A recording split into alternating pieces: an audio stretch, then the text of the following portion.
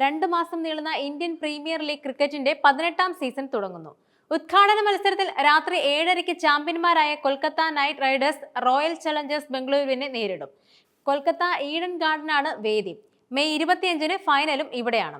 5 തവണ വീതം കിരീടം നേടിയ ചെന്നൈ സൂപ്പർ കിങ്സ്, മുംബൈ ഇന്ത്യൻസുമുണ്ട്. ആദ്യ കിരീടം നേടിയ സഞ്ജു സാംസന്റെ Rajasthan Royals, Delhi Capitals, Gujarat Titans, Lucknow Super Giants, Punjab Kings, Sunrisers Hyderabad എന്നിവയാണ് പങ്കെടുത്ത മറ്റു ടീമുകൾ. 13 വേദികളിൽ 74 മത്സരമുണ്ടാവും. 3 തവണ ജേതാക്കളായ കൊൽക്കത്ത കഴിഞ്ഞ തവണ ഹൈദരാബാദിനെ തോൽപ്പിച്ചാണ് കിരീടം നേടിയത്. ഉദ്ഘാടനത്തിന് മുന്നോടിയായി ക്യാപ്റ്റന്മാരുടെ യോഗം ചേർന്നു. 10 ടീമുകളിൽ സൺറൈസേഴ്സ് ഹൈദരാബാദിന് മാത്രമാണ് വിദേശ ക്യാപ്റ്റനുള്ളത്. ഓസ്ട്രേലിയയുടെ പാറ്റ് കമ്മിൻസ് ആണ് ഹൈദരാബാദിന്റെ നായകൻ.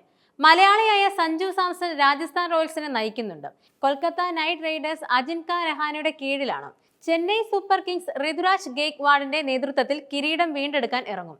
ഹാർദിക് പാണ്ഡ്യയാണ് മുംബൈ ഇന്ത്യൻസിന്റെ ക്യാപ്റ്റൻ. പഞ്ചാബ് കിങ്സ് നയിക്കുന്നത് ശ്രേയസ് അയ്യറാണ്. റോയൽ ചലഞ്ചേഴ്സ് ബംഗളൂരുവിന് രജിത് പട്ടിദാറും ഡൽഹി ക്യാപിറ്റൽസിന് അക്സർ പട്ടേലും പുതിയ നായകരായി എത്തുന്നു. ഗുജറാത്ത് ടൈറ്റൻസിനെ ശുഭ്മാൻ ഗിൽ നയിക്കും. ഡൽഹിയിൽ നിന്നും ലക്നൗ സൂപ്പർ ജെയിൻസിലെത്തി ഋഷഭ് പന്ത് ക്യാപ്റ്റനായി. 6 ടീമുകൾക്ക് പരിശീലകർ വിദേശികളാണ്.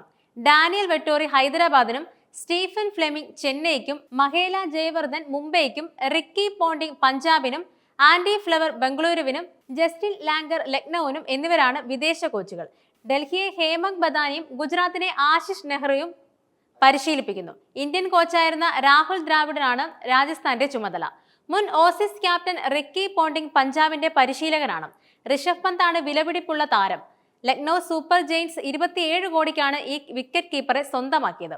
പഞ്ചാബ് കിങ്സ് ശ്രേയസ് അയ്യർക്കായി 26.75 കോടി മുടക്കി.